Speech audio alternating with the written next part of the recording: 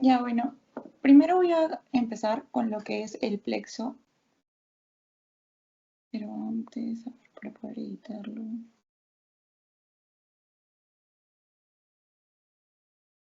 Me gustaría que interactúen también para que esto sea más ameno y no sea un monólogo. Vamos a hablar de lo que es plexo, luego un poquito de cardio, en realidad más de lo que me han estado escribiendo que tienen dificultad todavía en lo que es curva presión-volumen, el sistema renina-angiotensina-aldosterona, pero más que todo curva presión-volumen porque ese es el que viene más en el examen y es en el que se suelen equivocar.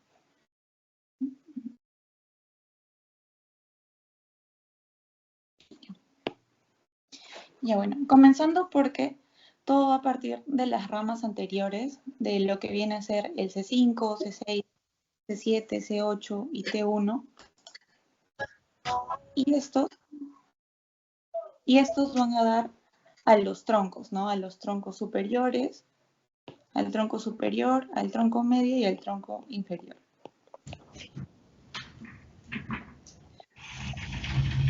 Después, estos troncos van a dar lo que son las divisiones. Las divisiones van a dar a los fascículos. Los fascículos, que estos pueden ser los fascículos laterales, el fascículo posterior, el fascículo medial. Y luego este va a dar a sus raíces terminales. Vamos a ver que de acuerdo a distinto nivel de lesión es que podría haberse alterado algún nervio. Por ejemplo, el músculo cutáneo, ¿recuerdan cuál era su función?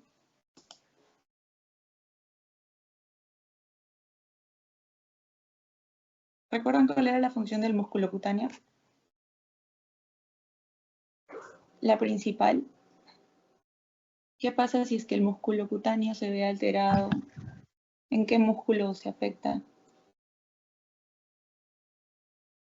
Braquial, bíceps braquial y músculo cutáneo. Exacto. El músculo cutáneo lo que va a hacer es inervar al bíceps, como bien lo mencionaste, y también al coracobraquial. Y esto que va a dar como consecuencia la flexión del brazo.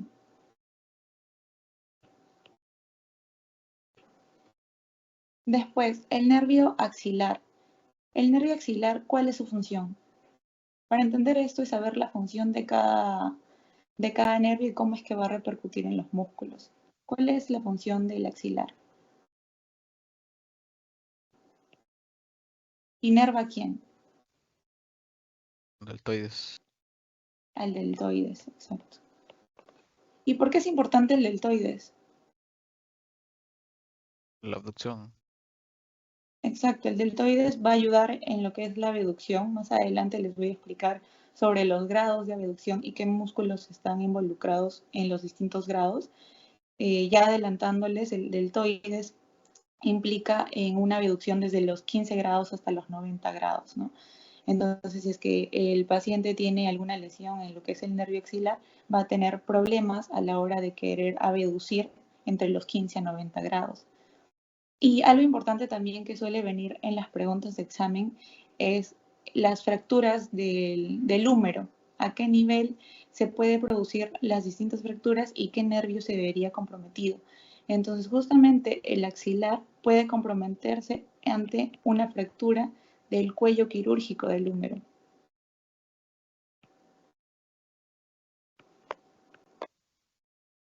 Después tenemos al radial. El radial va a pasar por la fosa radial, como su mismo nombre lo indica, y va a inervar al tríceps. También inerva los extensores de la muñeca, el extensor de los dedos y tiene que ver también acá con el húmero, pero ya no va a ser con el cuello quirúrgico del húmero, sino dónde es que se podría producir una fractura en el húmero para que se afecte el radial. ¿Recuerdan? En la diáfisis. Exacto. Tendría que ocurrir una fractura en la diáfisis del húmero para que haya una lesión del nervio radial. Y en realidad estas son palabritas claves porque como tal vienen en las preguntas de examen. En cuello quirúrgico, fractura en diáfisis de húmero, entonces ya saben, quirúrgico, axilar, diáfisis del húmero, radial. Después, este nervio radial también está, se relaciona con un síndrome. No sé si han escuchado, en el STEP está el síndrome de sábado por la noche, se le llama, que lo relaciona mucho con los borrachitos cuando se quedan dormidos. Se quedan dormidos encima de una silla y comprimen su nervio radial. Entonces a eso se le llama el síndrome de sábado por la noche. Les pueden poner un caso donde un paciente alcohólico que al día siguiente de haber tomado no puede mover, no puede extender, ¿no? Entonces sería por compromiso del nervio radial. Después tenemos al nervio mediano. El nervio mediano se encarga de inervar a los que son los flexores de la muñeca, por ejemplo.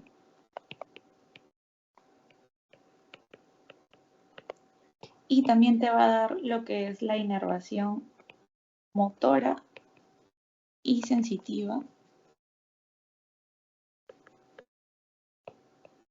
hasta la mitad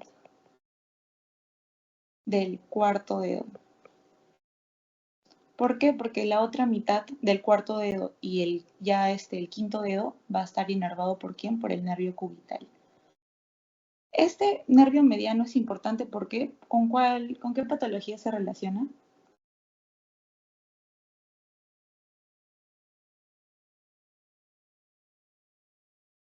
¿Con qué patología se relaciona el nervio mediano? Es una muy conocida, que Túnel lo carpiano. relacionan con las secretarias. Ajá, el síndrome de túnel carpiano.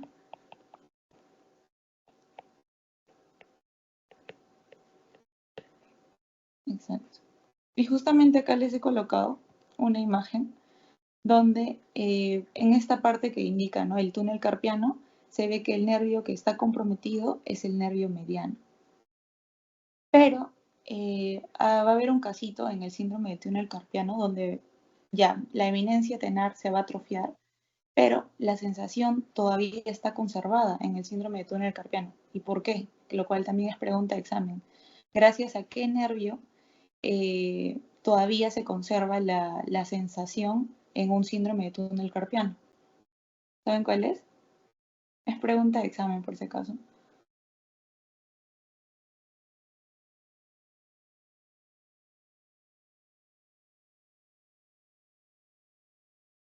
Se pueden guiar por la imagen que estoy mostrando.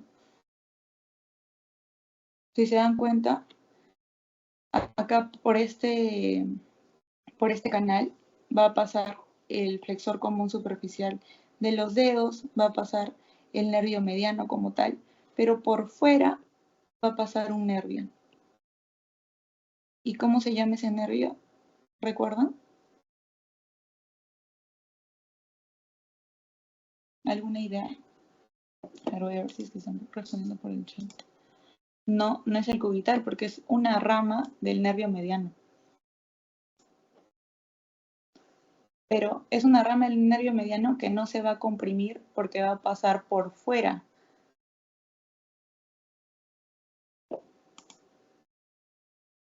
Ya se llama. ¿Cuál? Es la rama del nervio mediano llamada rama cutáneo palmar. Esto deben acordarse porque me vino en el examen de seminario 2, tal cual. ¿Por qué? Porque pasa por fuera del túnel.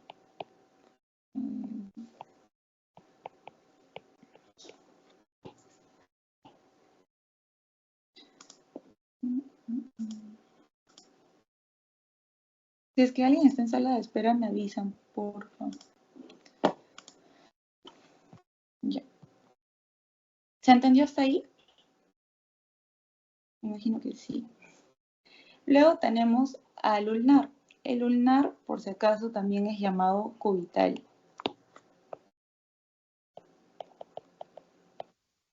Y este ulnar va a pasar por el surco epitróqueo lecraniano y va a dar la inervación motora, como lo mencioné, la inervación motora y sensitiva desde el cuarto dedo, la mitad del cuarto dedo, hasta el quinto dedo, ¿no? De todo lo que es la parte plantar. Y también tiene que ver con el húmero.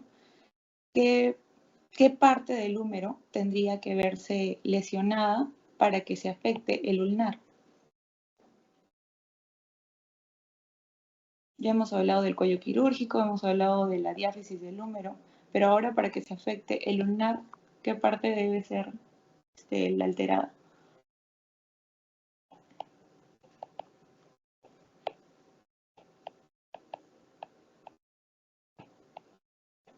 Va a ser donde en el epicóndilo medial. Y este ulnar va a relacionarse con un síndrome, así como el nervio mediano se relacionaba con el síndrome de túnel carpiano, el cubital se relaciona con otro síndrome que también es muy conocido y se da más que todo en los ciclistas, que es el síndrome del canal de Guyon.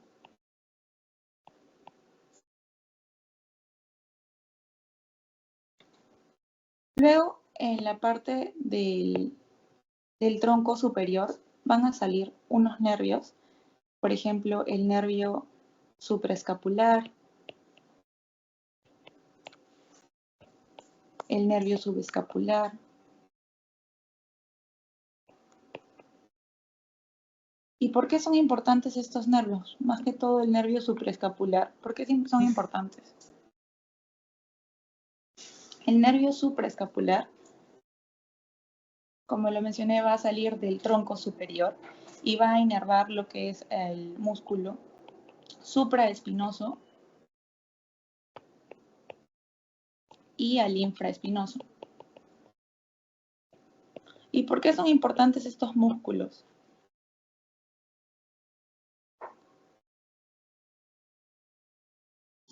¿Alguna idea? Exacto, son parte del manguito rotador. ¿Cuáles son los músculos que forman parte del manguito rotador? Que también es pregunta de examen. Que se suelen confundir porque en vez de redondo menor, suelen poner redondo mayor. Lo confunden mucho con eso. Tiene que ver con el supraespinoso, el infraespinoso. Sí, continúa. Sí, el supraespinoso, el infraespinoso, el subescapular y el redondo menor. Exacto. Tienen que ver con el manguito rotador. Entonces, le agregas el redondo menor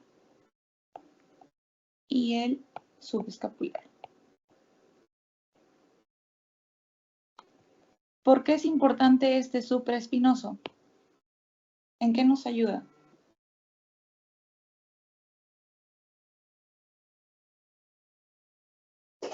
¿Recuerdan que les mencioné sobre los grados de abducción?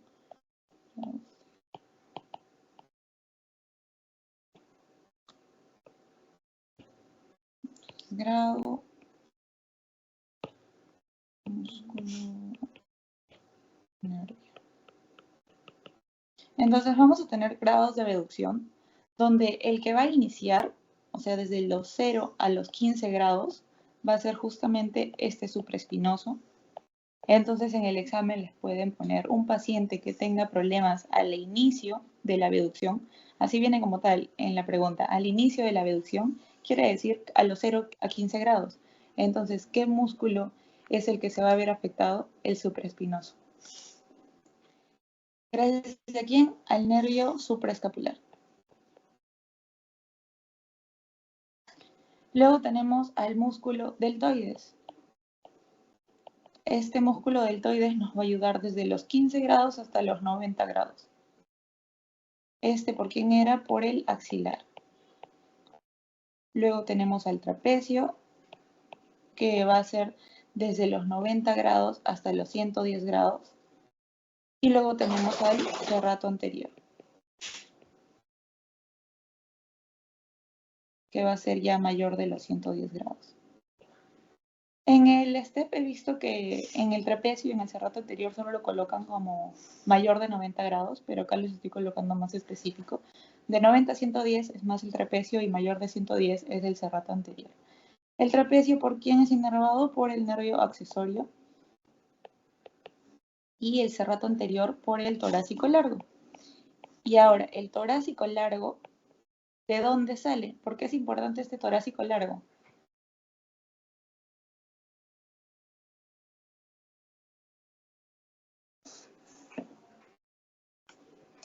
¿Alguna idea?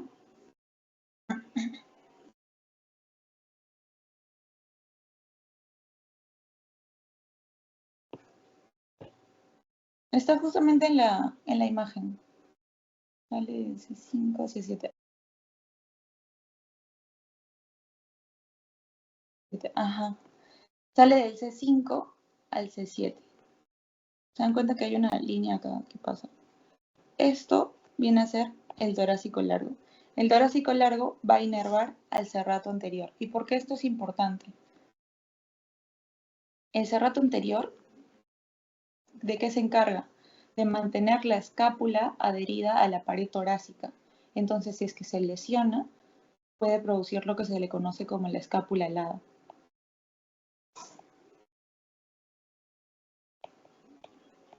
Entonces, si es que les ponen un caso de un paciente el cual tenga escápula alada, ¿cuál es el nervio comprometido? El nervio torácico largo. ¿Por qué? Porque inerva al músculo serrato anterior.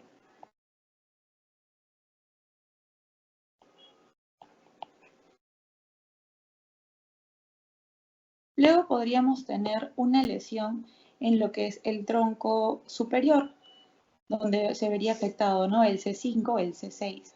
Y acá, ¿qué parálisis tenemos? ¿Recuerdan cómo se llama? Sí le mencionaron en clase.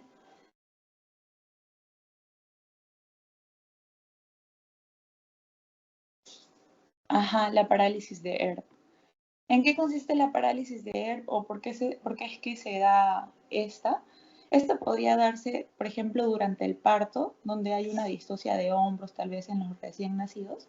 Entonces esto va a lesionar lo que es C5, C6. Entonces se van a afectar, por ejemplo, el deltoides, porque este va a ser inervado por lo que es el nervio axilar, que también tiene una contribución del tronco superior. También se afecta lo que es el bíceps, ¿no? Porque es inervado por el músculo cutáneo que hemos visto acá. Se afecta también el supraespinoso, que lo hemos visto también, el supraespinoso, el infraespinoso, porque son inervados, ¿no? Por el supraescapular, que hemos visto que sale directamente del tronco superior.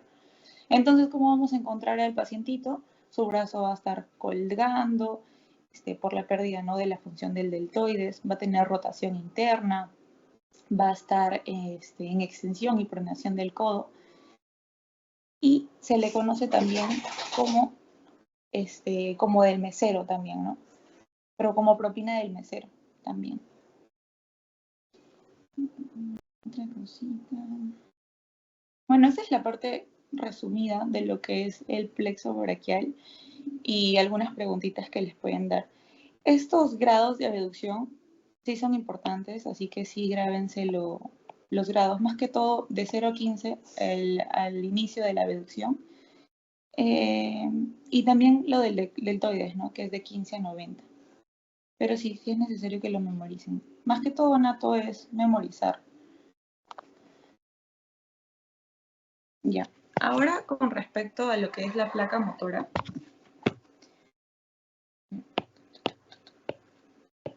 Todo va a partir, ¿por qué? Porque tenemos al área 4 de Brodmann. Este área 4, ¿cómo se le denomina? Como la corteza motora primaria. Vamos a hacer la corteza motora primaria. Entonces, de esta corteza motora primaria van a salir unos haces que van a pasar a lo que es la sustancia blanca, lo que es el centro val, y se van a concentrar en el brazo posterior de la cápsula interna, en la parte de acá. Se concentran en el brazo posterior de la cápsula interna y van a bajar a los pedúnculos cerebrales del mesencéfalo. Después van a pasar a lo que es el puente, al bulbo, y en el bulbo, como ya sabemos, es donde va a ocurrir la decusación piramidal, lo cual también es pregunta de examen. Después esto ya se inicia la vía, ¿no? Corticoespinal lateral y va a hacer sinapsis con lo que es la segunda motoneurona, lo que conocemos como la motoneurona alfa. Y esta motoneurona alfa es la que va a llegar a lo que es la placa mioneural. Acá justamente se muestra el músculo, ¿no? Porque es la motoneurona alfa la que va a llegar a la placa mioneural para poder hacer lo que es la contracción, relajación.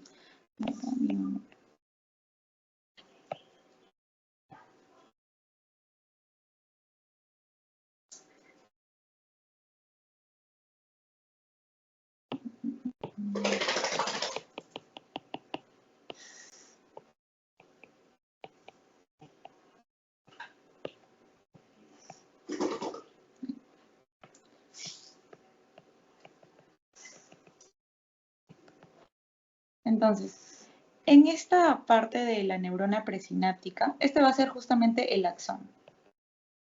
El axón de la neurona presináptica. En esta neurona presináptica vamos a encontrar un canal de calcio. ¿Qué es lo primero que va a pasar? Es que va a llegar un potencial de acción.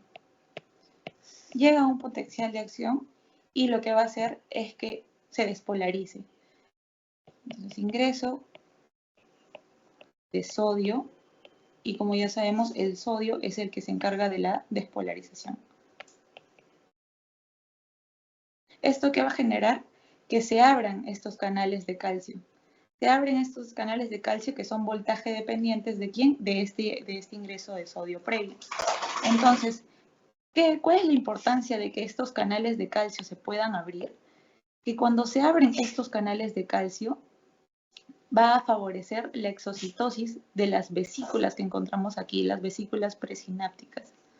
Eso va a permitir que estas vesículas presinápticas se fijen a la membrana presináptica que tenemos acá. ¿Y qué es lo importante de recordar de aquí? De que vamos a tener a la proteína SNER.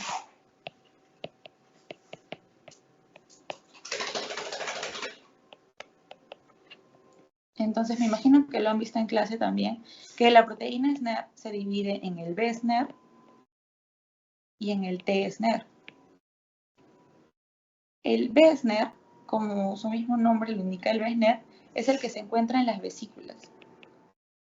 Y este que incluye a la sinaptotagnina y a la sinaptobraina. El T-SNER incluye al SNAP25 y a la sintaxina. Este T-SNER es el que se va a ubicar en la membrana presináptica.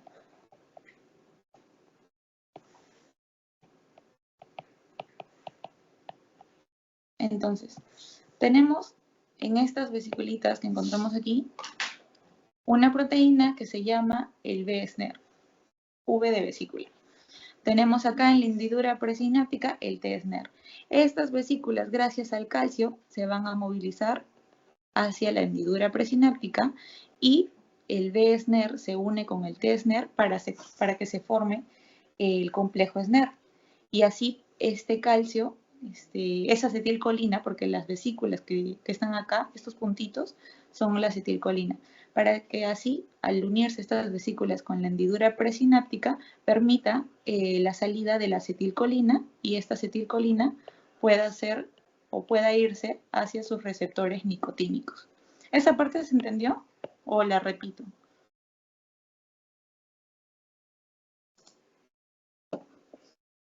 Avísenme, por favor. Si es que no se entendió, lo repito.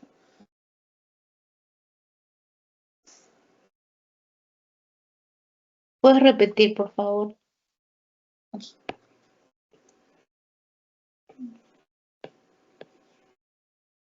Si no se entiende, avísenme, porque yo sigo pensando que ya se entendió.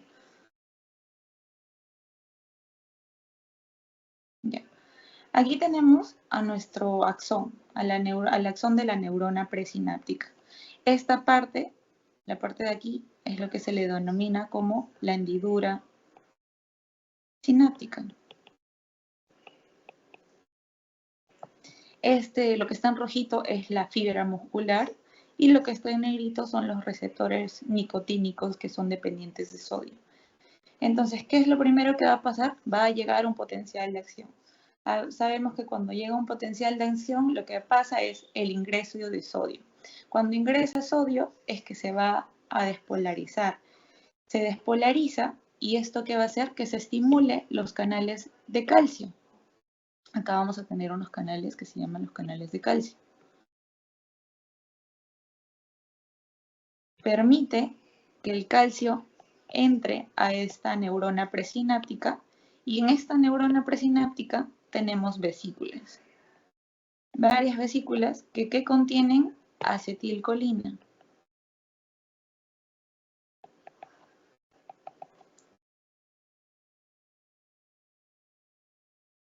Esto es la acetilcolina. Entonces, el calcio lo que va a permitir es la exocitosis de estas vesículas presinápticas. ¿Qué es lo que va a pasar? Nosotros tenemos en estas vesículas una proteína que se llama la proteína SNER. Pero tenemos tanto proteína SNER como en estas vesículas presinápticas como también en esta hendidura presináptica. La proteína SNER que encontramos en estas vesículas presinápticas se les llama B-SNER. Justamente su nombre dice de vesícula B-SNER. Y la parte de la hendidura presináptica tiene al T-SNER. Entonces, estos deben unirse para así hacer el complejo SNER y para que así se pueda que la acetilcolina pueda liberarse y acercarse a sus receptores nicotínicos. Entonces, primero hubo la despolarización. La despolarización se da por el ingreso de sodio. El sodio estimula a los canales de calcio. Los canales de calcio, entra calcio y va a hacer que estas vesículas se muevan. Se muevan estas vesículas y se dirijan ¿a dónde? A la hendidura presináptica. Al dirigirse a la hendidura presináptica, tanto el SNER, el B-SNER como el T-SNER se van a unir para formar el complejo SNER.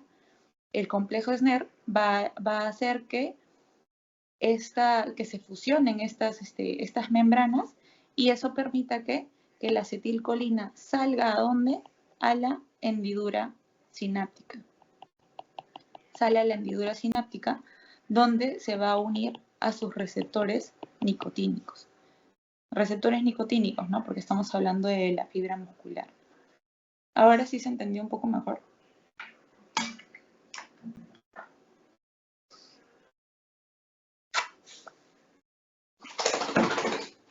Ya. Entonces, en esta hendidura sináptica debemos recordar también que tenemos a la acetilcolinesterasa.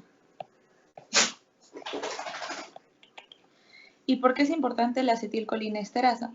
Porque es la que va a degradar a la acetilcolina. ¿En qué convierte? En colina y acetato.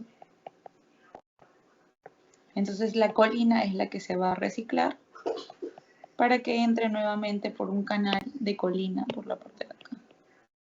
Colina. Esto es un transportador de colina, ¿no? De la colina reciclada a partir de la acción de la acetilcolinesterasa en la acetilcolina. Entonces, cuando la acetilcolina puede ingresar ya a sus receptores de esta fibra muscular, es así que se va a dar la contracción muscular. Dígame si se entendió bien esto, porque ahorita vamos a hablar de patologías y no se va a entender las patologías si es que no entendieron lo que se da de manera fisiológica.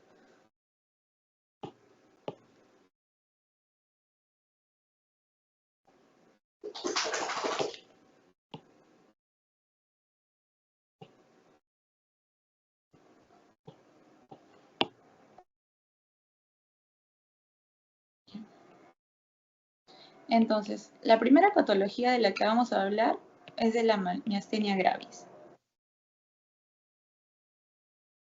Ya, el SNER25, o sea, no se llama como tal SNER. El SNER25 está dentro del T-SNER. Lo que pasa es que el complejo se llama SNER y este se divide en B-SNER y T-SNER. El Wessner se divide en la sinaptotactina, la sinaptobraína, pero el Tessner es el que se va a dividir en lo que es el SNAP25 y la sintaxina. Y estos se unen ¿para qué? Para que las membranas se fusionen y así pueda salir la acetilcolina a la hendidura sináptica. Eso es, Jimena.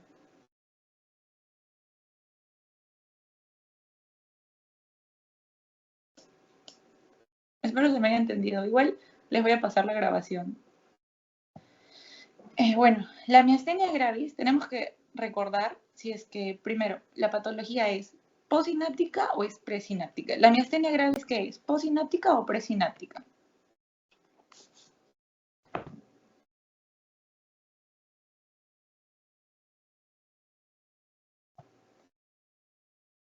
Si decimos presináptica, quiere decir que se va a dar antes de que, por ejemplo, salga la acetilcolina y se una y vaya a la hendidura sináptica.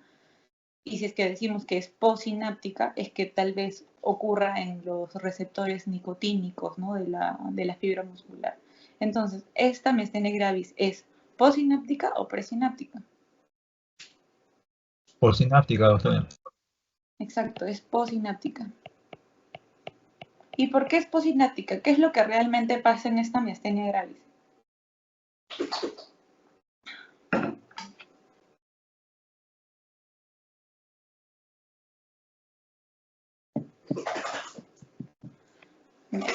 La miastenia gravis va a consistir en autoanticuerpos. Exacto, los receptores nicotínicos tipo 1 son atacados. Sí. ¿Por qué? Porque van a haber autoanticuerpos. Se producen autoanticuerpos contra, como bien lo dijiste, el receptor nicotínico. Entonces, en este dibujito que había hecho, los receptores que se encuentran en la fibra muscular, los de acá, van a ser atacados por anticuerpos, los receptores. ¿Eso qué va a hacer? Que la acetilcolina ya se puede liberar, sí, por esta exocitosis que ha habido gracias al calcio, ya se está todo bien y están en la hendidura sináptica, pero no van a poder unirse a sus receptores nicotínicos que se encuentran en la fibra muscular porque estos se encuentran, por así decirlo, tapados con los anticuerpos. Entonces, ¿esto qué va a hacer? Que el paciente se encuentre flácido, porque no se va a dar la contracción muscular. Entonces, ¿cuál es la clínica de una miastenia gravis?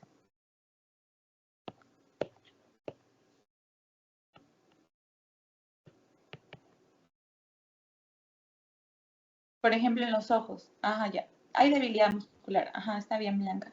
¿Y en los ojos qué va a pasar? Va a haber tosis, ¿no? Va a haber diplopía también. Incluso con el paso del tiempo, hay que recordar también que esta miastenia gravis es progresiva. Entonces, con el paso del tiempo puede producirte una crisis miasténica y esto te puede dar, ¿qué cosa? Una parálisis respiratoria. Si es que ya es algo más generalizado, o sea, ya no se va a la parte ocular, puede darte parálisis facial, te puede dar compromiso vulvar, disartria, disfagia, ¿no? Dificultad para masticar también. Y te va a dar, en este caso, debilidad de tipo proximal.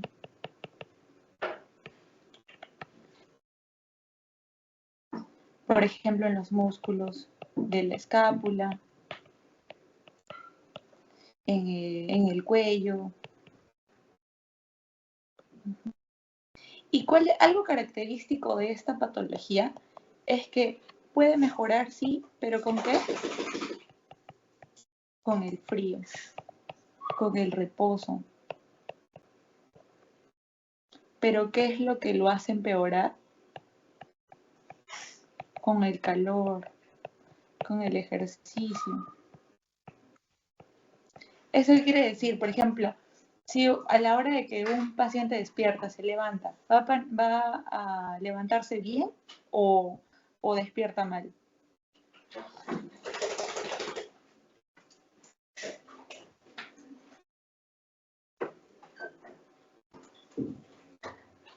A la hora que se levanta, va a estar bien, amanece bien o amanece mal. ¿Sería bien porque estoy en reposo? Exacto. Como bien lo dijiste, como está en reposo, el paciente va a amanecer bien. Amanece bien. Porque el reposo es lo que lo hace mejorar. Amanece bien, pero algo característico que les colocan en el examen es que empeora en el transcurso del día.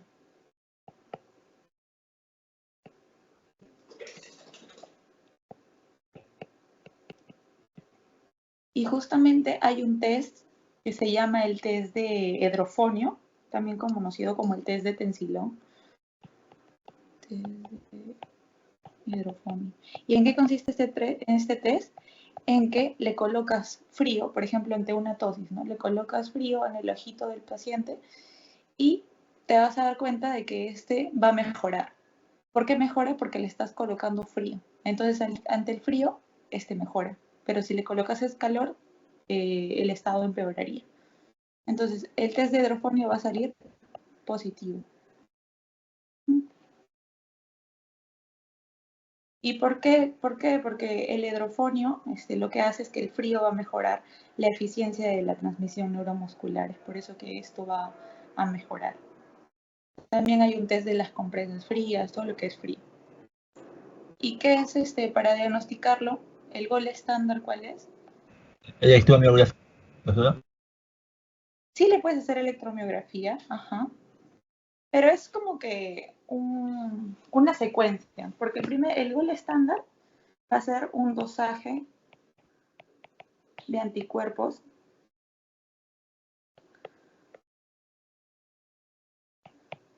antimicotínicos musculares. Si es que este sale negativo, le haces un dosaje recién de anticuerpos anti-MuSK. Y si es que este ya sale negativo, le haces, como bien mencionaste, una electromiografía.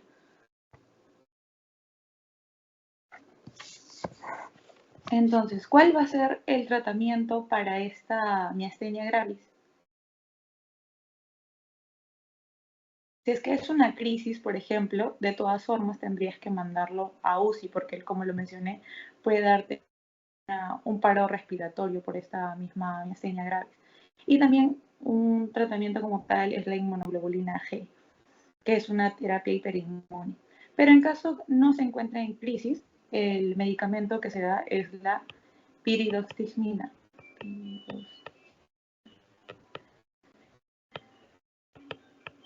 Pero tenemos que recordar que esta piridoximina, por si acaso, no es que cure la enfermedad, sino que va a mejorar los síntomas. ¿Y cómo es que los mejora? Porque esta piridoximina inhibe a la acetilcolinesterasa.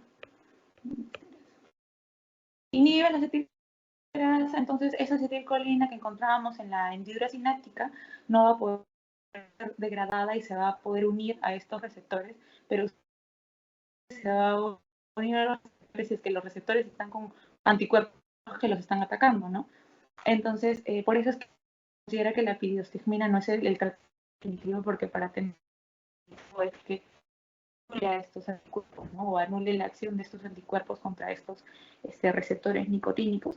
Pero esta piridoximina va a hacer que esta acetilcolina haya más concentración de acetilcolina y se puedan dirigir a los receptores nicotínicos que no están siendo bloqueados por estos anticuerpos, ¿no? Los que quedan, ¿no? Porque no es que todos en su totalidad estén cubiertos por los anticuerpos. Entonces, los que estén ahí disponibles van a poder ser acoplados a la acetilcolina que se está almacenando en la hendidura sináptica. ¿Sí se entendió la patología de la miastenia gravis?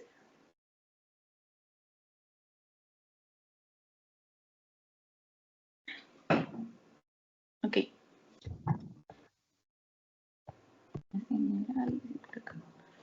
Ya, ahora Lamberton. Lamberton es presináptico o postsináptico. Presináptica, doctor.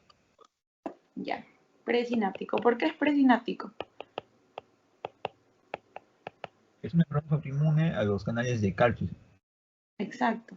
Acá ya no son los anticuerpos contra los receptores nicotínicos, sino que va a ser los anticuerpos contra los canales de calcio, que eran, como los mencioné a la hora de explicar la fisio, eran canales de calcio voltaje dependientes.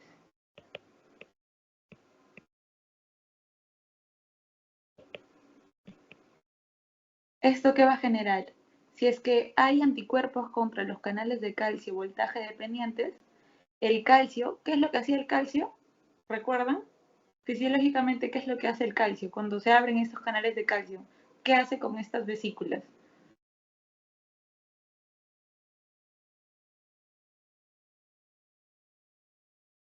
Ya, como consecuencia va a dar la contracción. Pero lo que hacen estos canales de calcio es permitir la exocitosis de las vesículas presinápticas. Va a hacer que estas vesículas se puedan movilizar hacia la hendidura presináptica. Entonces, si es que tenemos anticuerpos contra estos canales de calcio, no va a entrar el calcio y no va a hacer que este calcio movilice las vesículas y puedan unirse a la hendidura presináptica para que así pueda salir la acetilcolina hacia sus receptores. Entonces no va a haber ese estímulo. Eso que va a dar como consecuencia disminución de la acetilcolina y no se va a dar por tanto la contracción muscular. Entonces, esto puede darse tanto en mujeres como en varones, alrededor de los 50 años más o menos. Y, me olvidaba mencionarles, este se relaciona con un paraneoplásico que va a ser el cáncer de células pequeñas, el cáncer pulmonar de células pequeñas, pero la miastenia gravis, por si acaso, se relaciona con el timoma. Entonces, por ejemplo, en la miastenia gravis, si es que en el paciente que habíamos dicho, ¿no? Se pone piridostigmina, pero si es que no hay respuesta a la piridostigmina, si es que este paciente no mejora su sintomatología, tendríamos que hacer también un descarte de timoma, por si acaso, para saber si es que se puede operar o no. ¿Ya? Es un datito que también podrían preguntar. En el lamberito se asocia con ¿qué? Con el paraneoplásico cáncer pulmonar de células pequeñas. También creo que en el STEP sale como OATCEL, que se le llama células en avena. Y esto que va a dar, como no se va a dar la contracción, va a dar también la debilidad muscular.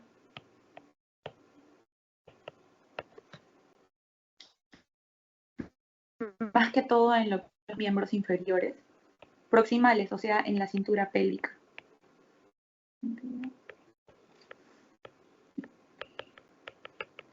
Va a producirte hiporreflexia. Puede producirte incluso síntomas autonómicos como boca seca, estreñimiento, impotencia también.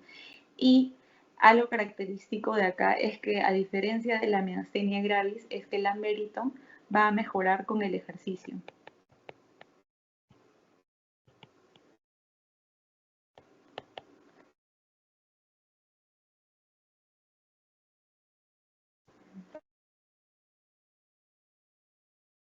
Y en este caso también para diagnosticarlo, acá sí sirve más lo que es la electromiografía.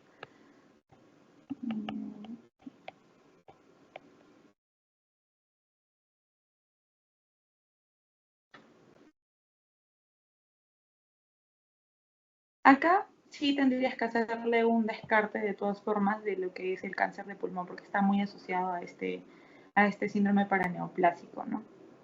Entonces el tratamiento como tal sería quirúrgico tal vez para tratar este cáncer. Y podrías darle también la piridostigmina, pero en este caso no va a haber tan buen efecto, ¿no? Como ocurría en la miastenia gravis.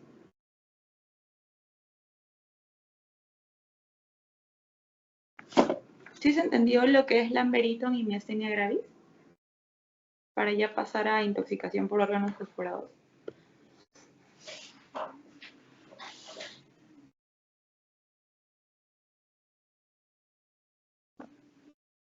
Ya.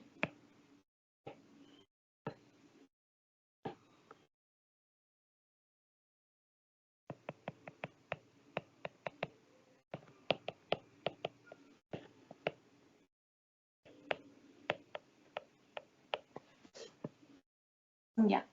En la intoxicación por órganos fosforados, ¿qué es lo que va a pasar? ¿Cuál es la fisiopato o cuál es el target de los órganos fosforados?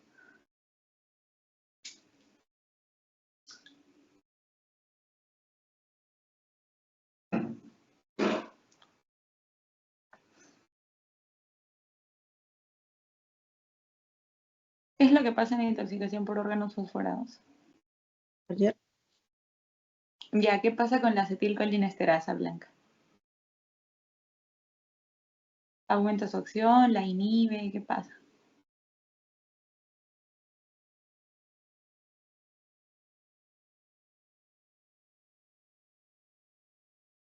La inhiben.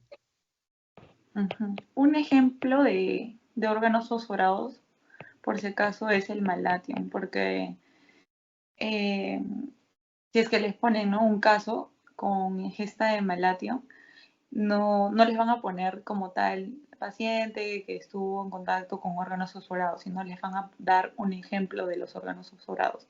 En este caso yo les doy el malatium. ¿Qué es lo que hace este malatium? Exacto. Hace inhibición irreversible de la acetilcolinesterasa. Estos órganos fosforados.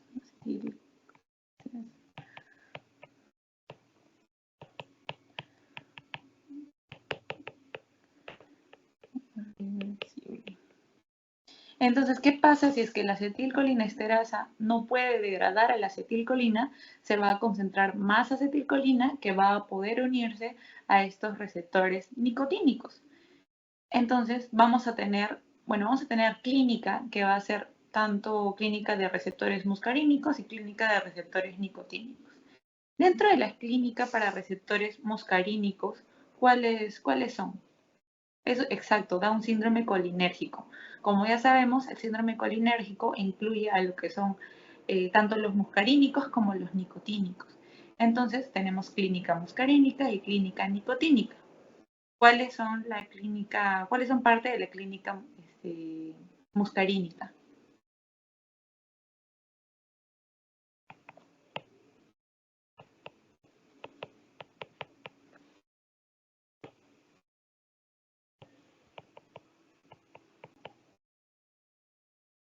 Miosis, ya.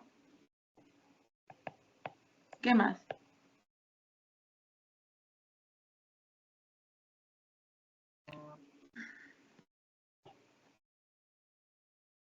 ¿Qué va a producirte en el corazón? ¿Taquicardia o bradicardia? Bradicardia. ¿Aumenta o disminuye la motilidad? ¿Vas a estar estreñido o con diarrea?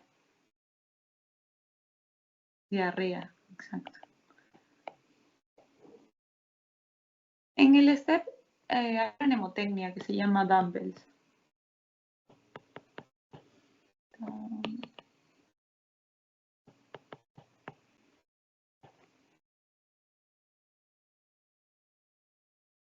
Que se refiere, por ejemplo, la D es de diarrea, la U es de la orina, ¿no? Porque tus esfínteres van a estar relajados, la M de miosis, la B de broncoespasmo, también de broncorrea, por eso es que hay otra B, también de bradicardia, va a haber emesis, va a haber excitación muscular y del sistema nervioso central también, va a haber lagrimeo, por eso es la otra L, va a estar letárgico también y la salivación también va a aumentar. Si es que se saben esa mnemotecnia, ya saben que se trata de una intoxicación por órganos fosforados, ¿no?, que te da el síndrome colinérgico. La clínica nicotínica, ¿en qué va a consistir? Por ejemplo, en el músculo, las fasciculaciones, es algo característico. Puede producirte fatiga muscular.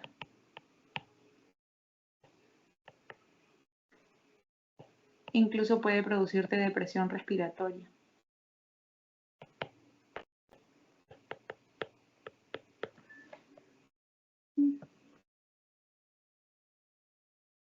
Entonces, ¿cuál va a ser el tratamiento en esta intoxicación por órganos fosforados?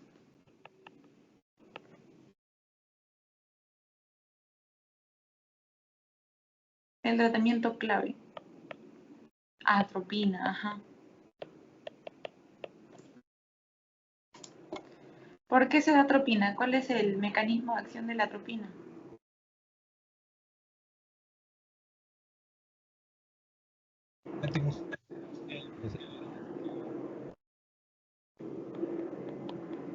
La atropina va a ser un inhibidor competitivo de estos órganos fosforados. Es por eso que se le va a dar para poder disminuir los efectos muscarínicos. Y para poder disminuir los efectos nicotínicos, ¿qué se podría dar?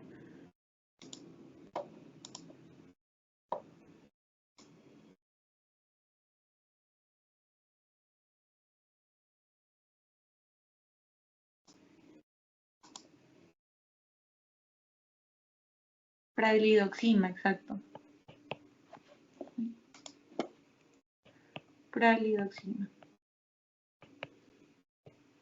¿Por qué? Porque la pralidoxima va a hacer que se reactive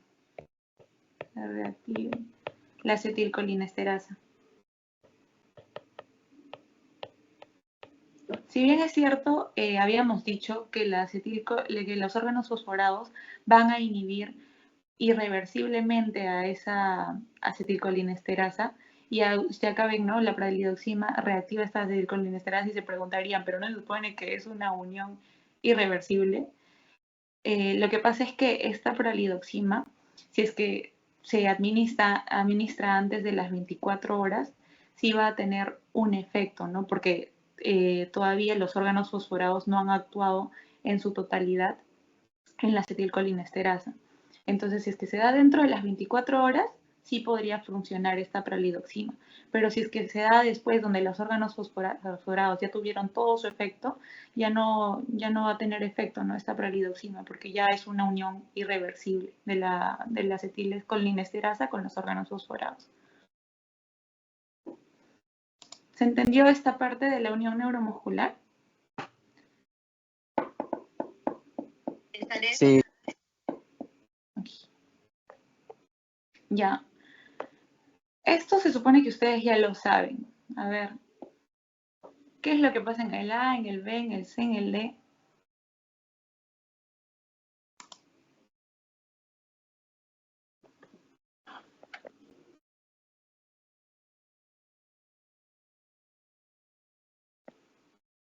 Ya pasaron seminario 1, así que ya lo saben. ¿Qué es lo que pasa? Alguien, si quiere explicarlo, mucho mejor, para saber que sí lo saben. ¿Alguien? Levante su manito si quiere.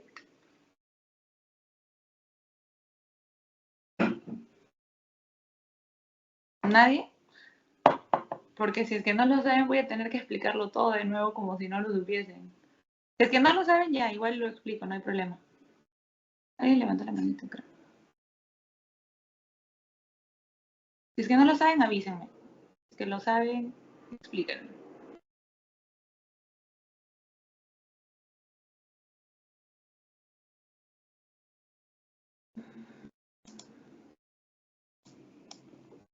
¿Nadie? No importa si se equivocan, se van a acordar si es que se equivocan. Ya, Caroline, dime. Ya, primer ruido, B, segundo ruido, ya. Bueno, como yo lo entendí más o menos, este cuadro viene a ser un evento que va a ocurrir en el ventrículo izquierdo.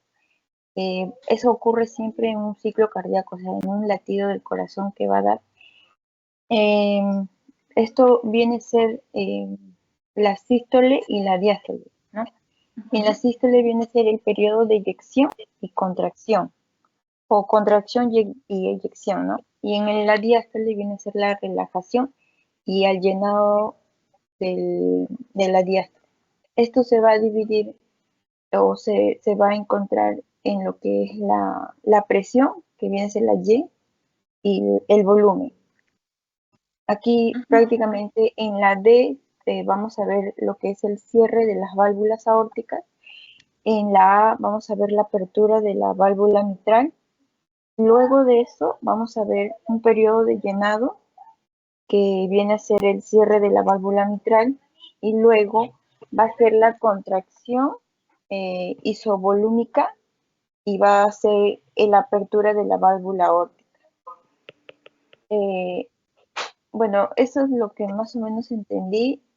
Luego, básicamente se dice sobre el 50, que es el fin de la diástole, y en 120 o 110 más o menos va a ser el cierre de la válvula mitral, ¿no?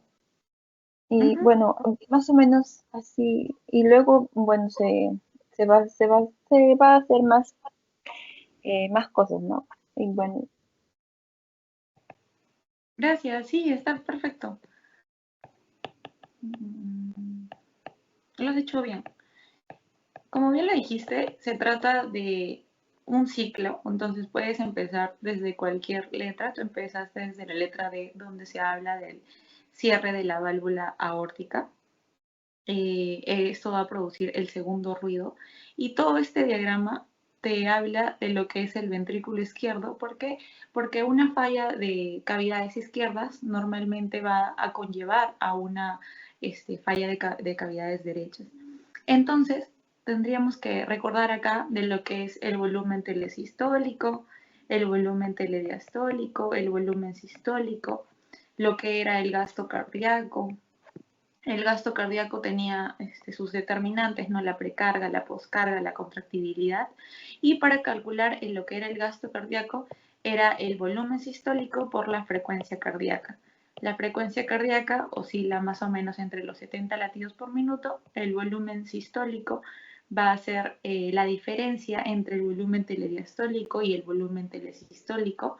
Volumen telediastólico debería ser 120 mililitros y el volumen telesistólico de 50.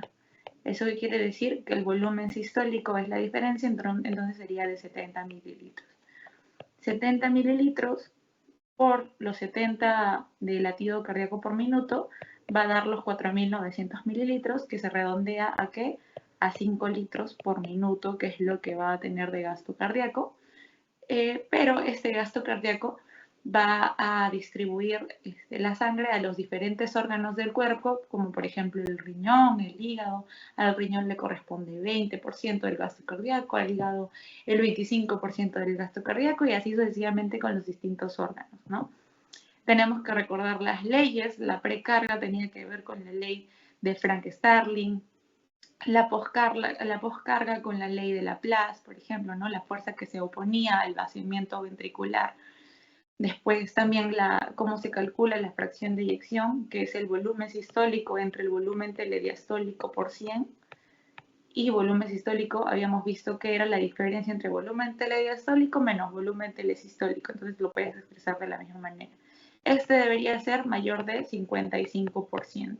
Si es que está en unos valores menores, se dice que es una fracción de eyección disminuida. Y por último, la fórmula de la presión arterial. La presión arterial se calcula por la frecuencia cardíaca por la resistencia vascular periférica, ¿no? Por ejemplo, si es que disminuye la resistencia vascular periférica, por ejemplo, en un shock distributivo, donde va a haber una vasodilatación generalizada, el gasto cardíaco va a tener que aumentar para así poder mantener unos valores de presión arterial adecuados, ¿no? Para poder así compensar. Esas son las tres formulitas que debemos recordar antes de poder hablar de lo que mencionó muy bien nuestra compañera. Y ella mencionó que, por ejemplo, en el punto A, ¿qué es lo que va a pasar? Que la válvula mitral se va a abrir. ¿Por qué es que mencionó que se abre esta válvula mitral? Porque estamos hablando, recordando que estamos hablando de las cavidades izquierdas. La válvula mitral se abre porque tiene que pasar la sangre de lo que es la aurícula izquierda al ventrículo izquierdo. ¿Para qué? Para que se haga el periodo de llenado, ¿no? El llenado ventricular izquierdo. Se termina de llenar este ventrículo y se da el cierre de la válvula mitral, porque si es que no se cierra la válvula mitral, ¿ante qué patología estamos?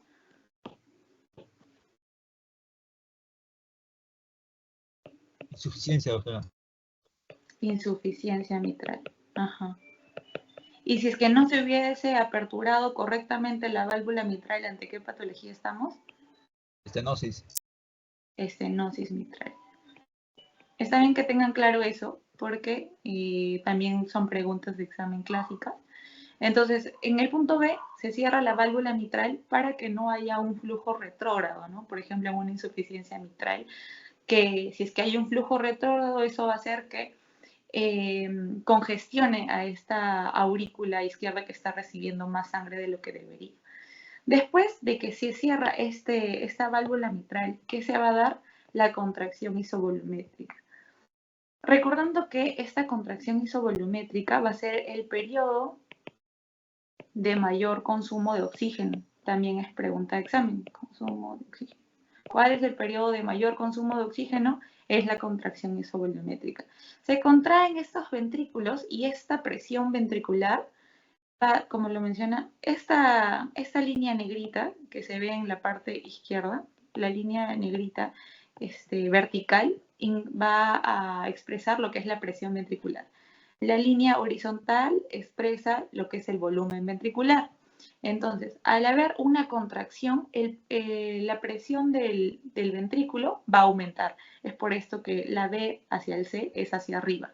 Aumenta la presión ventricular y eso va a permitir que la válvula aórtica se pueda aperturar. Al hacer que esta válvula aórtica se abra, va a permitir el periodo de llenado, el periodo de eyección. ¿Por qué se le llama periodo de eyección? Porque es el periodo en el que la válvula, el ventrículo izquierdo va a llevar toda su sangre, bueno, la mayoría de su sangre, hacia lo que es la aorta. Lleva su sangre a lo que es la aorta. Entonces termina de llevar su sangre a lo que es la aorta. Entonces la válvula aórtica ahora se tiene que cerrar. Porque si es que no se cierra, estaríamos ante ¿qué? Ante una insuficiencia aórtica. Y si es que estamos ante una insuficiencia aórtica, ¿qué es lo que pasa? La sangre que estaba que había pasado por la válvula aórtica va a retornar al ventrículo izquierdo y ese ventrículo izquierdo se va a llenar de mucha sangre. Entonces va a generar, ¿no?, una hipertrofia, pero de tipo excéntrica, ya por exceso de volumen. ¿Sí se entendió toda esta parte? Porque estamos recordando más que todo, porque esto ya lo saben. ¿Sí?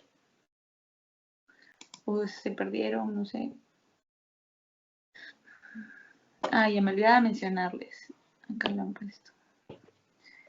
El cierre de la válvula mitral que producía el primer ruido cardíaco. Y el cierre de la válvula aórtica produce el segundo ruido cardíaco.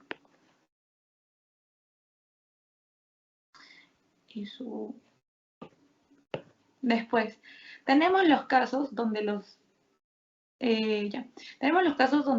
pueden verse afectados los determinantes del gasto cardíaco, ya sean por un aumento o una disminución de cada uno de ellos. En el aumento de la precarga, por ejemplo, teníamos casos fisiológicos, por ejemplo, en una embarazada, en una persona que eleva las piernas, también va a haber un aumento de la precarga, pero de manera fisiológica, pero también tenemos casos de manera fisiopatológica, donde estos van a aumentar. Caroline, ¿quieres participar? Disculpa porque tu mano está levantada o es por la anterior intervención. Ya. Entonces, puede aumentar la precarga, por ejemplo, en una insuficiencia cardíaca que se ha reagudizado. ¿Por qué? Porque está llenándose más de volumen al haber un edema en el paciente. Porque puede haber signos de congestión pulmonar, el paciente está edematizado, entonces esto va a hacer que aumente la precarga. Si es que va a aumentar la precarga, ¿con qué había dicho que estaba relacionado? ¿Con el volumen telediastólico, volumen telesistólico, volumen sistólico? ¿Con cuál de todos estos es que está relacionado el aumento de la precarga?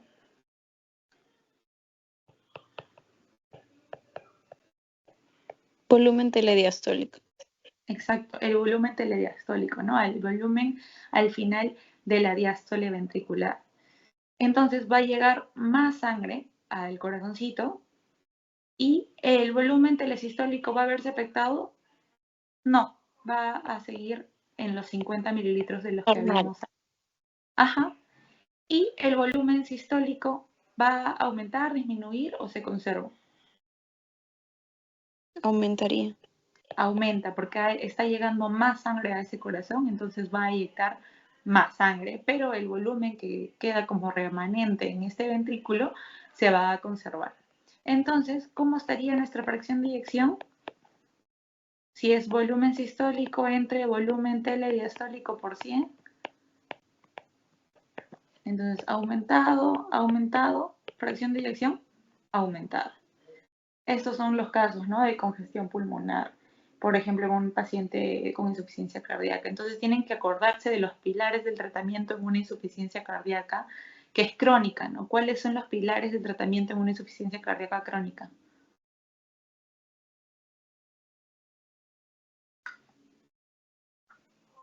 Sí se lo saben, porque lo han hablado bastante en clase.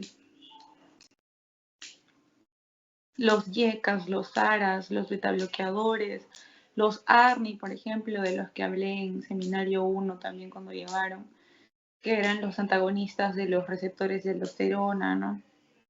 Los inhibidores de SGLT2 también están. Entonces, todos ellos van a ser los pilares en la falla cardíaca. Después vamos a tener casos donde va a aumentar la poscarga.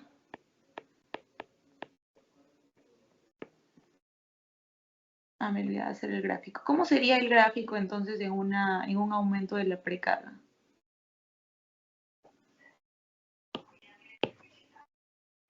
El volumen telesistólico es el que está a la izquierda, entonces permanece en 50 mililitros. Volumen telediastólico es el que está aumentado, entonces va más hacia la derecha. Y la presión ventricular sigue siendo la misma. Entonces este es la nueva curva presión-volumen. Eso es un aumento de la precarga. ¿Qué pasa, por ejemplo, en una disminución, antes de pasar a la poscarga? ¿Qué pasa en una disminución de la precarga?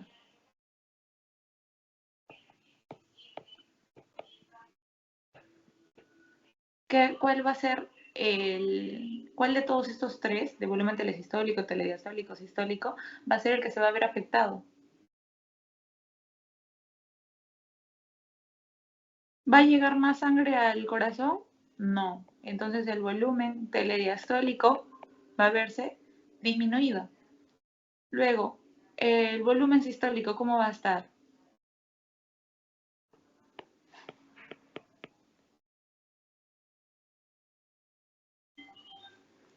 Chicos, ¿siguen ahí?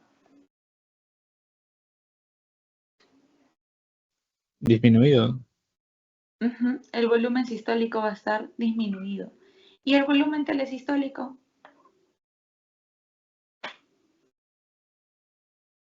El volumen telesistólico puede encontrarse normal, como bien dijo Tom, o puede encontrarse disminuido porque está llegando menos sangre al corazón. Entonces puede ser normal o disminuido. Pero lo que sí deben colocar en el examen es que repercute directamente, ¿no?, con el volumen telediastólico y el volumen sistólico, que estos sí, de todas formas, van a estar disminuidos. ¿Ok? Luego tenemos el aumento de la poscarga. Habíamos visto que aumento de poscarga va a ser cuando se ejerce una mayor presión a... ¿Dónde deberíamos considerarlo? Solo disminuir el volumen telesistólico.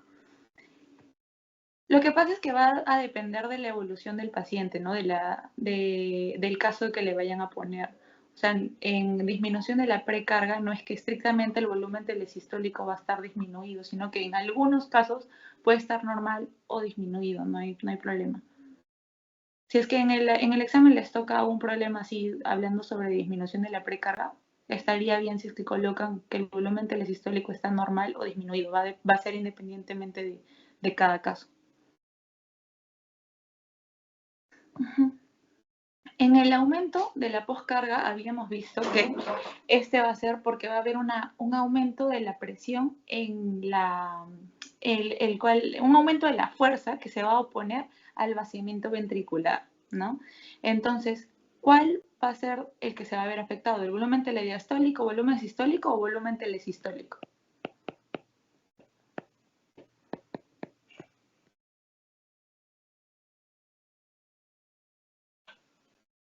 Volumen telesistólico. ¿Qué pasa con el volumen telesistólico? Aumentaría. Exacto, aumenta. ¿Y el volumen sistólico entonces? Disminuye.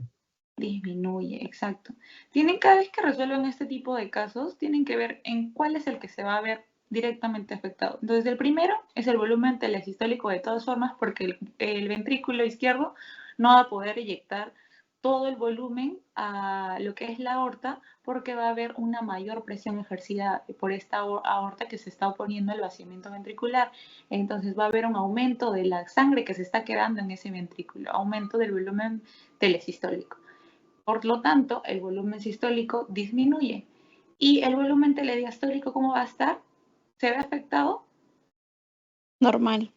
Exacto, queda normal, porque la sangre que está llegando, el volumen que está llegando va a ser normal. La cosa va a ser a la hora de querer vaciar ese ventrículo, ahí va a ser el problema.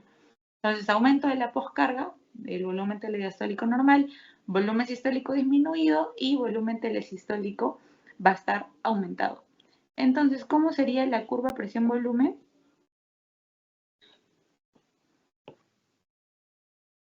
Volumen telesistólico, volumen telediastólico. Volumen telesistólico está aumentado, entonces más hacia la derecha. Volumen telediastólico, igual, se encuentra normal.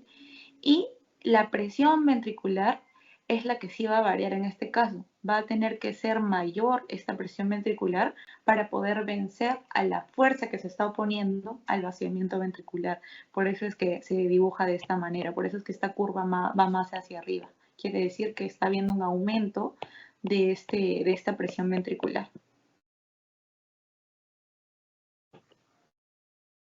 Y en los casos de una disminución de la poscarga, justo en seminario 1 les vino cómo estaría la curva presión-volumen en un paciente después de haber consumido un calcio antagonista. No, a ellos le preguntaron sobre ¿qué le preguntaron? Después de la ingesta de nitratos, creo que les preguntaron. Pero en este caso les quiero decir al calcio antagonistas, porque ¿cuál es el mecanismo de los calcio antagonistas? ¿Recuerdan cuál era el mecanismo de los calcioantagonistas?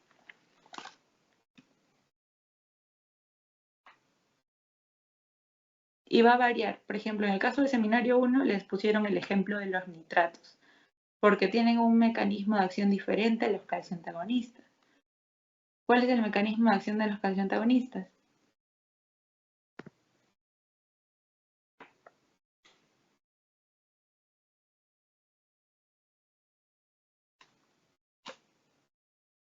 Los calcioantagonistas van a repercutir en la precarga o la poscarga. Eso es lo único que se debe saber para poder desarrollar este ejercicio.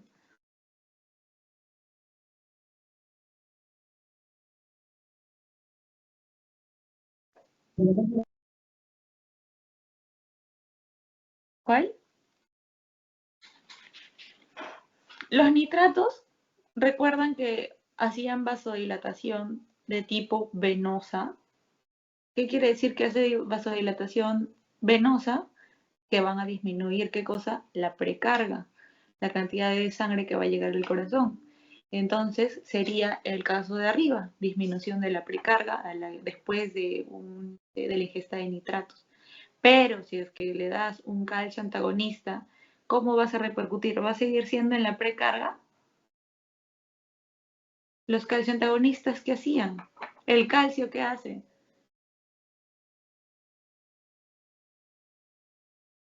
¿El calcio va a permitir la contracción o la relajación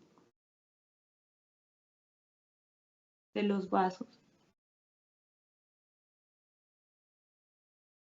Contracción. Exacto. Entonces, si le damos un calcio antagonista, ¿qué vamos a producir? La vasodilatación. Pero al dar un calcio antagonista, ¿se va a dar vasodilatación venosa o vasodilatación arterial?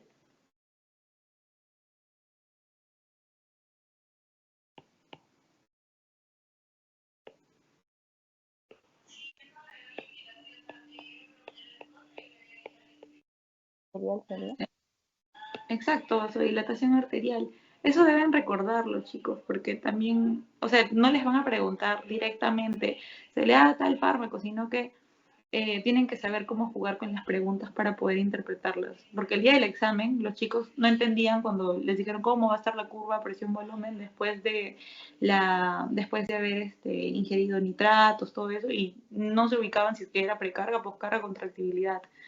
Entonces tienen que saber relacionarlo de esa manera. Los calcio antagonistas van a producirte vasodilatación arterial. Eso que va a dar como consecuencia que disminuya la poscarga, disminuya la presión que se está oponiendo al vaciamiento ventricular. ¿Eso qué quiere decir? ¿Cómo va a estar el volumen telediastólico? ¿Cómo va a estar el volumen sistólico? ¿Cómo va a estar el volumen telesistólico? Primero, ¿en cuál repercute principalmente? Si estamos hablando de vasodilatación arterial.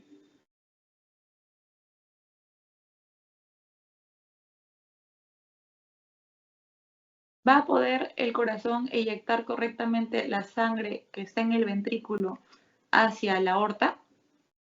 Sí, va a haber una menor presión que se opone al vaciamiento ventricular.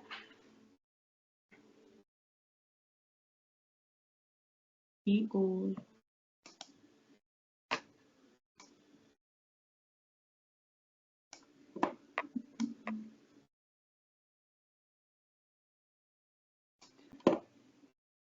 lo que va a pasar es que este volumen telesistólico, ¿qué pasa? ¿Aumenta o disminuye?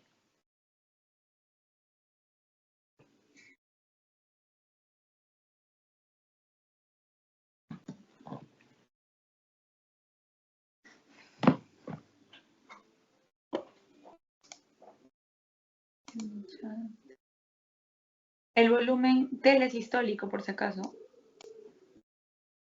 ¿Por qué dices que aumenta, Tom? ¿Disminuye? Ya, ¿quién dijo que disminuye?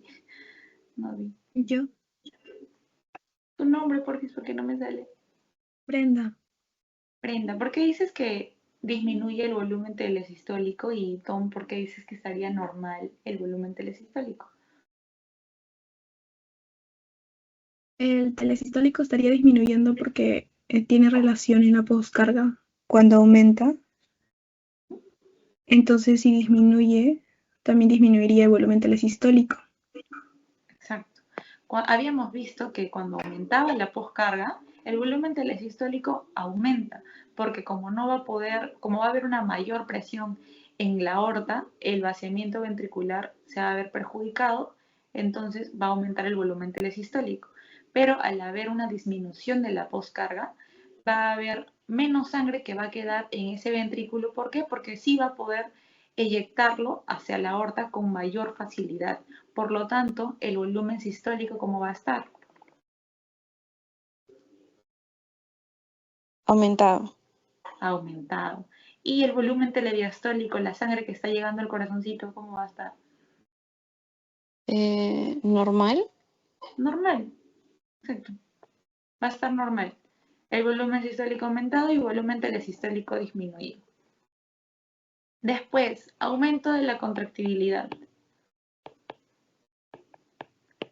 Esto habíamos visto que podía ser más que todo al dar inotrópicos positivos, no al tener taquicardia, por ejemplo, al dar digoxina, que es un inotrópico positivo, al dar epinefrina. ¿Y esto qué va a hacer? ¿En qué va a repercutir? En el volumen telediastólico, telesistólico o sistólico, volumen sistólico.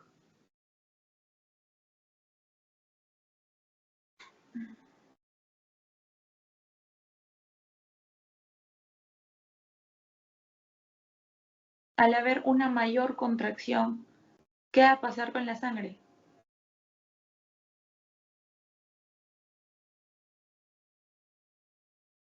¿En quién repercute directamente? En el volumen sistólico. Como va a haber una mayor contracción, la sangre que estaba en ese ventrículo va a poder pasar a la aorta.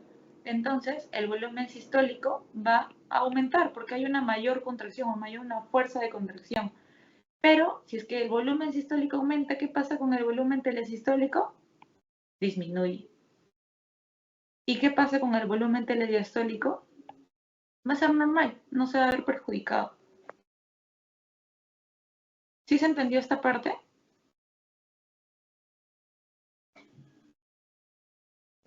Sí. Creo que sí. Sí, sí. En una disminución de la contractibilidad. ¿Qué pasa si es que hay menos fuerza de contracción? Como lo mencioné, el que se ve afectado directamente es el volumen sistólico. Entonces, menos fuerza de contracción, el corazoncito no va a poder eyectar toda esa sangre. ¿Qué quiere decir? Que el volumen sistólico va a estar disminuido. Si es que disminuye el volumen sistólico, ¿qué pasa con el volumen telesistólico? Va a estar aumentado, pero el volumen telediastólico se conserva, no se mantiene dentro de los valores normales. ¿Sí se entendió estos 6 casos? Porque esas son preguntas clásicas. Las 6, de todas formas, una de ellas les va a venir, o hasta 2, porque la vez pasada en seminario 1 vino 2.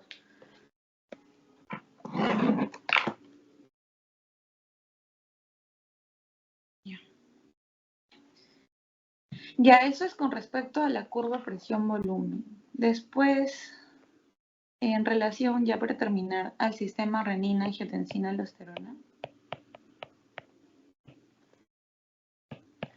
Chicos, denme 2 minutos por caso.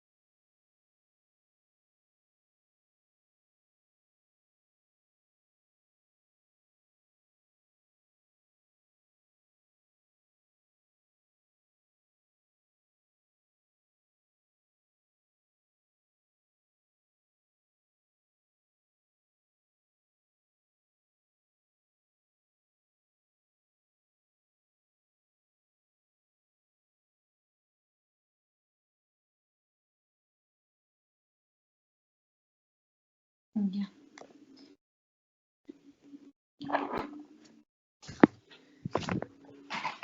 En relación al sistema renina-angiotensina-aldosterona, vamos a recordar que es para regular la presión arterial en una fase crónica, ¿no? Porque la fase aguda se regula a partir del sistema autónomo, ¿no? El sistema autonómico, que se detecta por los vasoreceptores, que se ubican en el seno carotídeo, en el callodo aórtico, a través de los nervios, ¿no? Glosofaringeo, el nervio vago, que mandan sus señales al núcleo solitario del bulbo raquídeo, ¿no? O la médula oblongada.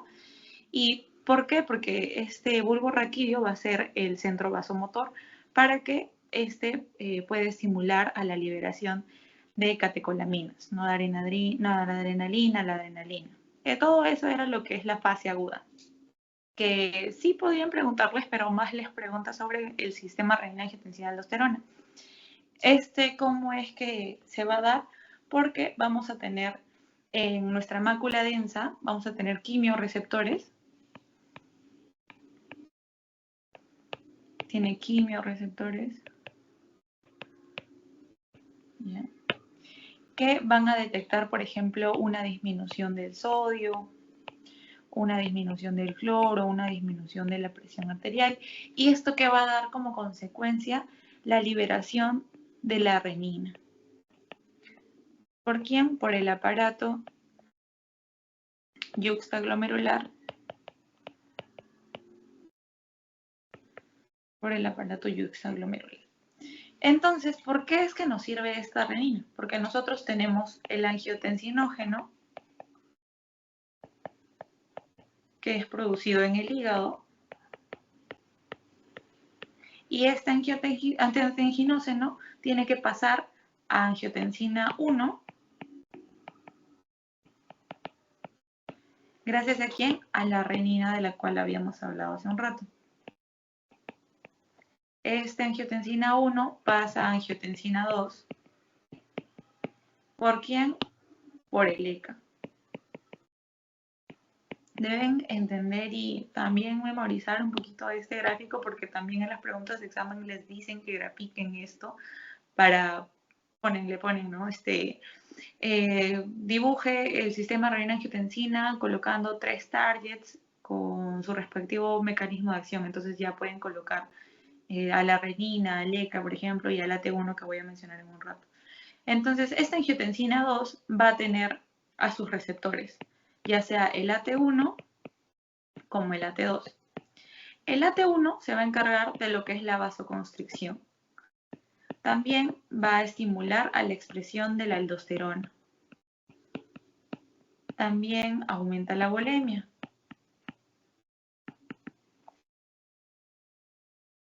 Y también aumenta a la proliferación celular. A diferencia del AT2, este va a producir la vasodilatación. Entonces es como decir que el AT1 va a ser el malo y el AT2 va a ser el bueno porque estimula la vasodilatación. ¿Y cómo es que se produce esta vasoconstricción? Cuando el angiotensinógeno, la angiotensina 2, se una a su receptor AT1 y así es que se produce la vasoconstricción.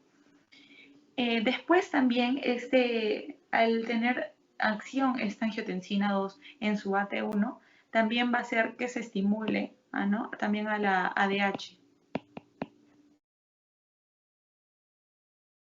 que es la hormona antidiurética.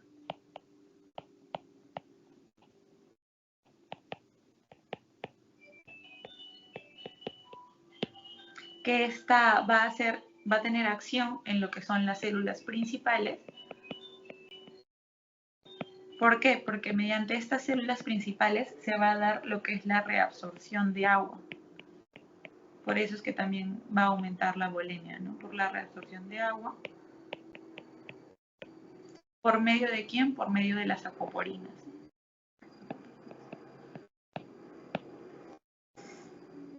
Después esta aldosterona, cuando tiene su acción, ¿dónde es que va a tener su acción? En el túbulo colector.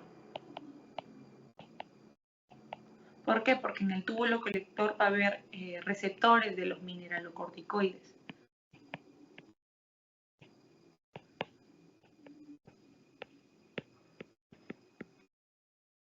Y gracias también a las células principales, si bien es cierto, va a haber reabsorción de agua, pero va a haber secreción de potasio.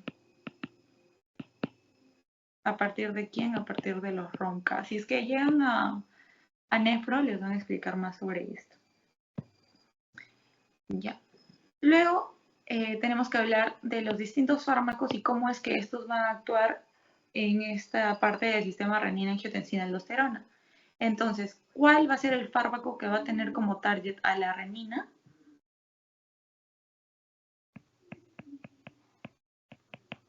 El alisquiren, ajá. ¿Cuáles son los fármacos que tienen como target al ECA? Los YECAs. ¿Como quién? Como captopril, lisinopril, enalapril, todos los pril. Después, también vamos a tener que considerar que estos YECAs tienen un efecto adverso. ¿Y cuáles son los efectos adversos de estos YECAs?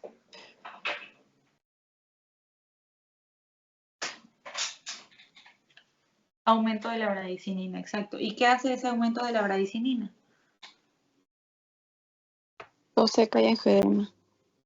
Exacto.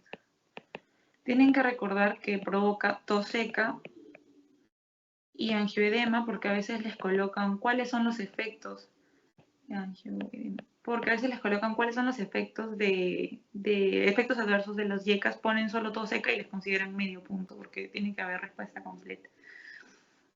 Ya, esto es por aumento de las bradicininas. Después también vamos a tener unos diuréticos ahorradores de potasio que van a ser antagonistas competitivos de los receptores de aldosterona. ¿Y cómo se llaman esos fármacos?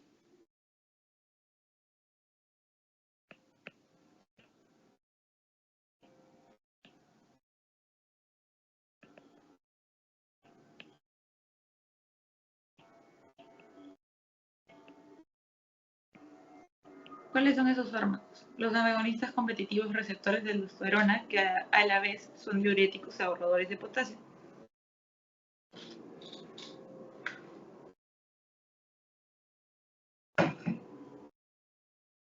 ¿Cuáles son? Entre los más conocidos, la espironolactona. Y si es que no puedes utilizar la espironolactona, es plerenona. ¿Y por qué no podrías utilizar la espironolactona? Porque su RAM de la espironolactona es la ginecomastia. A diferencia de la esplerenona, que no te va a dar ginecomastia, es por eso que es una alternativa terapéutica de la espironolactona.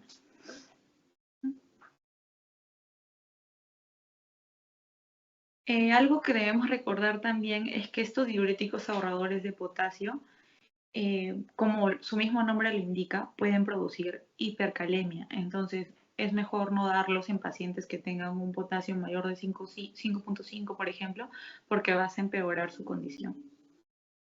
También si es que son pacientes que tienen menos de una depuración de creatinina menos de 30, también es mejor no darles estos medicamentos. También recordar que al dar YECAS tenemos que monitorizar la función renal, ¿no? La urea, creatinina, los electrolitos también. Y estos YECAS van a ayudar en la disminución de la postcarga también.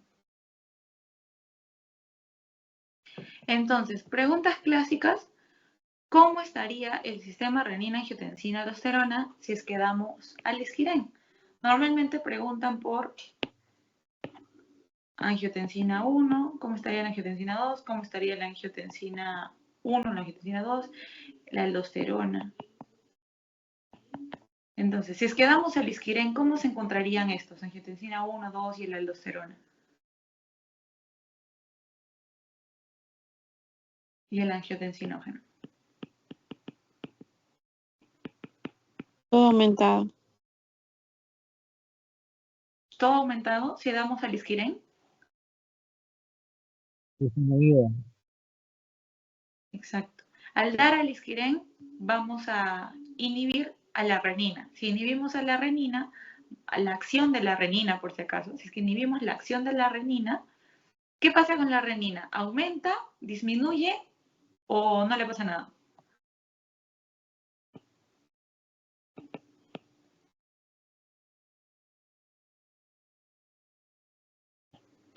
Aumenta la renina. Exacto. Uno creería que al dar alisquirén la renina va a disminuir, pero no, porque no es que disminuya la producción de renina, sino que disminuye la acción de la renina. Entonces sí se va a producir la renina, pero no va a poder seguir con su acción. ¿Por qué? Porque estamos teniendo acá el alisquirén. Entonces, la renina va a estar aumentada, el angiotensinógeno va a estar aumentado por querer compensar el que no se está produciendo correctamente la acción de la renina. Si es que no se da la acción de la renina, ¿qué pasa? ¿Se va a poder producir la angiotensina 1? No. Entonces la angiotensina 1 disminuye, angiotensina 2 disminuye, aldosterona disminuye. Pero los demás que están antes de esa inhibición aumentan por querer compensar. ¿Se entendió esa parte? Porque es pregunta clásica.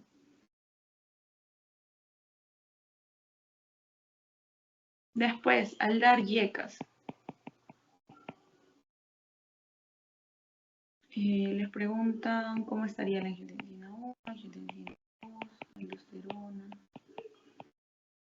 Al dar YECAS, ¿qué es lo que va a pasar? Angiotensina 1 aumenta, disminuye, normal. Aumenta. Angiotensina 1 aumenta porque no se va a poder convertir en angiotensina 2. Angiotensina 2 entonces disminuye, aldosterona disminuye. Yair, dices, la renina no está disminuido. En el alisquirén, si le das alisquirén, no va a estar disminuido. ¿Por qué? Porque el alisquirén no es que inhiba a la producción de la renina, sino que inhibe la acción de la renina. Si es que inhibe la acción de la renina se va a poder producir correctamente, pero su acción es la que se ve alterada. Entonces, como su acción era la conversión de angiotensinógeno a angiotensina 1, no se va a poder producir angiotensina 1, por eso es que la angiotensinógeno está elevado, pero la angiotensina 1 está disminuida, porque no se produce. ¿Sí? Después, otro está la espironolactona.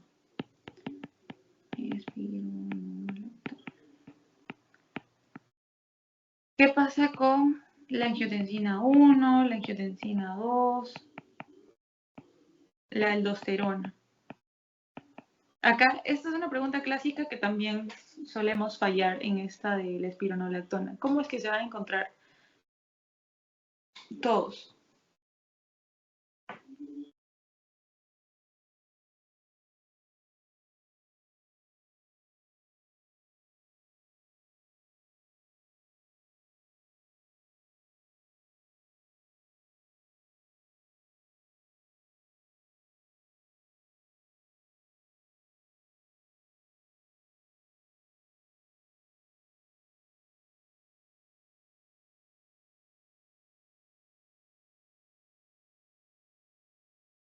Chicos, ¿cómo estarían? A ver, estaría normal angiotensina 1 y 2. Espironolactona. ¿Qué es lo que había dicho que hace la espironolactona? Es un antagonista competitivo del receptor de aldosterona. Entonces, la aldosterona no se va a poder unir al receptor de mineralocorticoides. Como compensación, porque no se está pudiendo unir a su receptor, ¿cómo va a estar la aldosterona?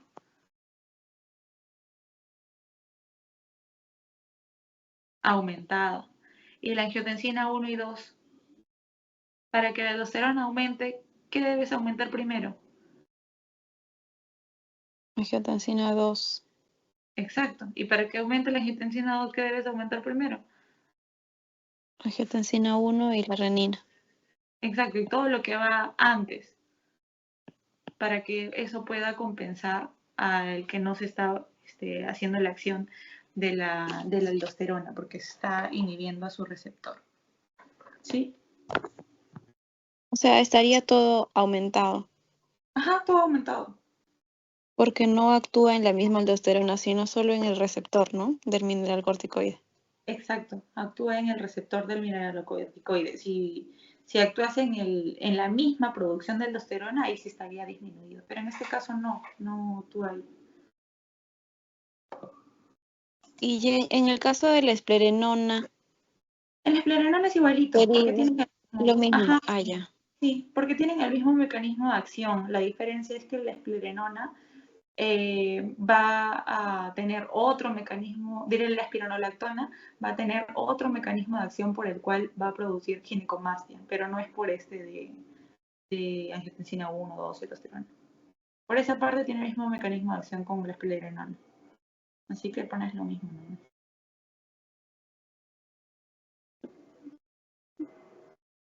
Ya chicos, estudien bastante lo que es curva presión-volumen porque es lo que siempre viene en cardio.